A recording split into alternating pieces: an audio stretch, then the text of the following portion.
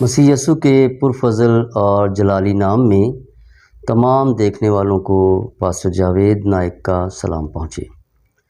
معزز ناظرین، آج ہم متی کی انجیل اس کے پہلے باب کی چوتھی آیت پر کلام مقدس میں سے حوالہ جات دیکھیں گے۔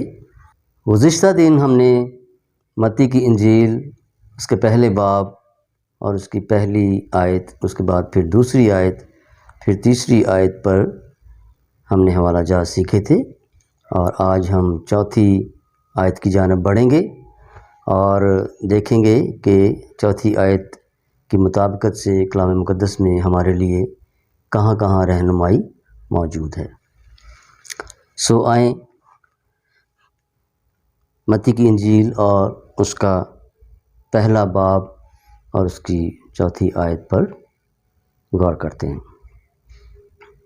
یہاں لکھا ہے، اور رام سے امیناداب پیدا ہوا، اور امیناداب سے نحسون پیدا ہوا، اور نحسون سے سلمون پیدا ہوا۔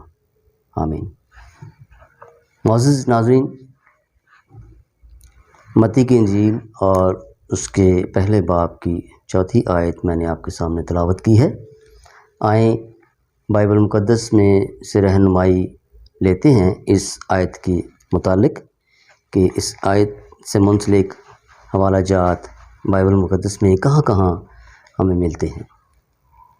نوٹ کیجیے گا میرے ساتھ، لوکا کی انجیل پہلا حوالہ اس کا، لوکا کی انجیل اس کا تیسرا باب اور اس کی 32ویں آیت، اس کے بعد روت کی کتاب اس کا چوتھا باب اور اس کی 19ویں اور 20ویں آیت، اس کے بعد پہلا تواریخ اس کا دوسرا باب اور اس کی 10 سے 12ویں آیت تک، اس کے بعد گنتی کی کتاب اس کا پہلا باب اور اس کی 7ویں آیت،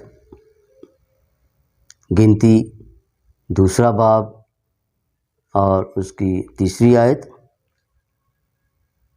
اور گنتی 7 باب اس کی 12ویں آیت، اور گنتی کی کتاب ہی میں 7ویں باب کی 17ویں آیت، اور ایک اور حوالہ گنتی ہی کی کتاب سے 10 باب اور اس کی 14ویں آیت۔ سو معزز سامعین، یہ تمام حوالہ جات متی کی انجیل اس کے پہلے باب اور اس کی چوتھی آیت سے منسلک ہیں۔ آپ جب بھی اس آیت کا مطالعہ کریں اور اس آیت سے متعلق آپ کو حوالہ جات کی ضرورت ہو، تو یہ حوالہ جات آپ کے ببلیکل لٹریچرز، آپ کے لیسنز اور آپ کے آرٹیکلز جو آپ بائبل کے حوالہ سے لکھتے ہیں اور جو سرمن آپ بناتے ہیں، اس میں آپ کے لیے مددگار ثابت ہوں گے۔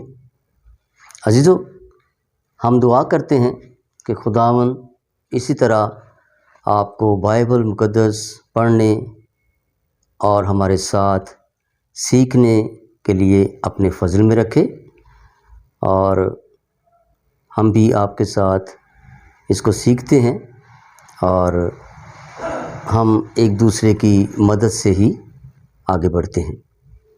سو میری دعا ہے کہ خدا آپ کو ہمت، طاقت اور قوت اور عقل اور دانائی بخشے تاکہ آپ کلام مقدس میں ترقی کریں۔ سو اگلی ویڈیو تک پاسٹر جاوید نائک کو اجازت دیجیے۔ خدا حافظ۔